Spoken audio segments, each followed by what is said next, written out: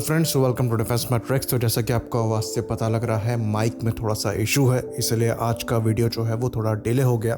Next video से ये जो इशू है उसको सॉर्ट कर लिया जाएगा। तो आज का जो अपडेट है वो ये है कि इंडियन नेवी ने पहला प्रोजेक्ट 15B के अंतर्गत जो डिस्ट्रॉयर है यानी कि INS विशाखापट्टनम उसे रिसीव कर लिया है। तो इसकी जो जानकारी है उसे इंडियन नेवी के ऑफिशियल ट्विटर हैंडल ने दी। ये जो डिस्ट्रॉयर है इसको 28 अक्टूबर 2021 में रिसीव किया गया था। तो जैसा कि हम पहले ही डिस्कस कर चुके थे कि जो प्रोजेक्ट 15B के अंतर्गत विशाखापट्टनम क्लास के डिस्ट्रॉयर है उसका इंडक्शन इसी साल से चालू हो जाएगा।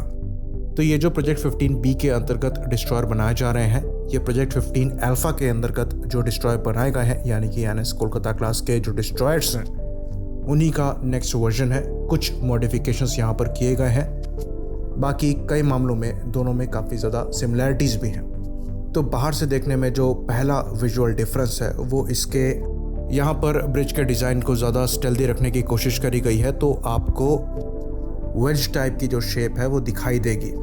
बाकी कोलकाता में और विशाखापट्टनम में काफ़ी ज़्यादा सिमिलैरिटीज़ हैं, काफ़ी माइनर डिफरेंसेस हैं, पर ये मेजर डिफरेंस है जिससे आप विजुअली दोनों में अंतर कर सकते हैं। तो ये एक स्टेल्दी डिस्ट्रॉयर है, फुल लोड के साथ करीबन 8900 टन का डिस्ट्रॉयर बताया जाता है, जो कि कोलकाता जैसे ही एडवांस सिस्टर्स के साथ आता है। इसका जो मेन रडार है वो MF star S band AES से रडार है, जैसा कि INS कोलकाता में लगा हुआ है। वहाँ से ये कम्प्लीटली लोडेड है। जो इशू होता है उसको हम डिस्कस करने वाले हैं डिटेल में। तो जब बात आर्मामेंट की आती है तो ये करीबन 32 बराक 8 ER सैम को कैरी करेगा, ऐसा बताया जा रहा है, पर अभी कंफर्म नहीं है।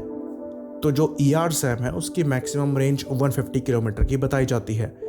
बाकी एंटी शिप और लैंड अटैक मोड में ये ब्रह्मोस को यूज़ करेगा, करीबन 16 ब्रह्मोस को कैरी करने में ये सक्षम होगा।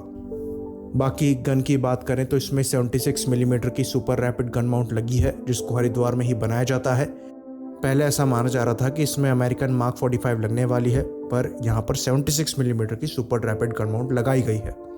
बाकी इसमें 4 टोरपीडो ट्यूब्स हैं 533 मिलीमीटर टोरपीडोज के लिए, और 2 RBU 6000 anti submarine rocket launchers हैं। सेल्फ प्रोटेक्शन के लिए इसमें 4 AK-630 close in weapon systems भी दिए गए हैं। तो जो इशू आता है वो ये आता है कि जो बड़े अमेरिकन डिस्ट्रॉयर्स हैं या फिर आजकल जो नए चाइनीज़ डिस्ट्रॉयर्स हैं उनमें अगर हम वर्टिकल लॉन्चिंग सिस्टम की बात करें तो ये 90 से 100 के अराउंड है।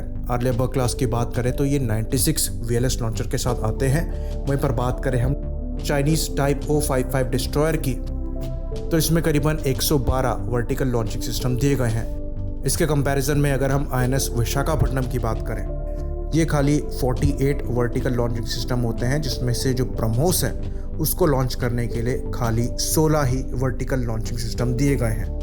ये बात भी यहाँ पर हम क्लियर कर दें कि INS विशाखापट्टनम के कंपैरिजन में जो आर्लेबर्ग क्लास के डिस्ट्रॉयर है वो करीबन 2000 टन ज़्यादा डिस्प्लेसमेंट के हैं। वहीं पर टाइप O55 की बात करें जो कि चाइनीज़ है, ये ऑलमोस्ट दुगने हैं डिस्प्लेसमेंट में। तो चाइनीज़ डिस्ट्रॉयर के हिसाब से आप कह सकते हैं कि उसकी कैपेसिटी ऑलमोस्ट दुगना होना जायज़ है, क्योंकि उनका जो डिस्प्लेसमेंट है वो भी ऑलमोस्ट दुगना है। पर अमेरिकन डिस्ट्रॉयर्स के कंपैरिजन में 1-2 हज़ार टन डिस्प्लेसमेंट कम होने के बाद इतना कम होना सही नहीं है। यहाँ पर एक प्रॉपर एक्सप्लेनेशन भी है। जो अमेरिकन डिस्ट्रॉयर होते हैं वो क्रूज मिसाइल के तौर पर टोमाहॉक क्रूज मिसाइल को यूज़ करते हैं, और एक मिसाइल का जो वज़न है वो मैक्सिमम 1600 किलोग्राम्स का है। इसके अगेंस्ट में जो इंडियन डिस्ट्रॉयर हैं वो ब्रह्मोस को फायर करते हैं, और एक ब्रह्मोस का जो वज़न है वो 3000 किलोग्राम का है, यानी कि ऑलमोस्ट दुगना है।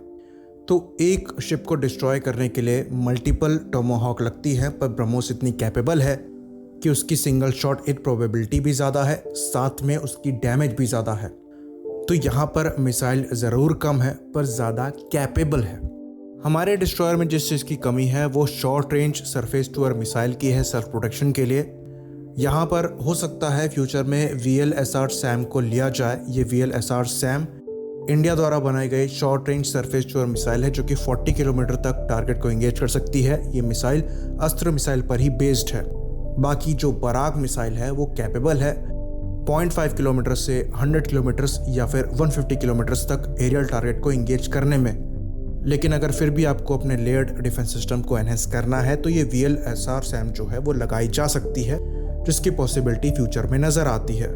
तो अगर कोई ये कहता है कि जो हमारे डिस्ट्रॉयर्स हैं वो अंडर आर्म्ड हैं, तो वो पूरी तरीके से गलत है। अंडर आर्म्ड नहीं है, सफिशेंटली आर्म्ड है।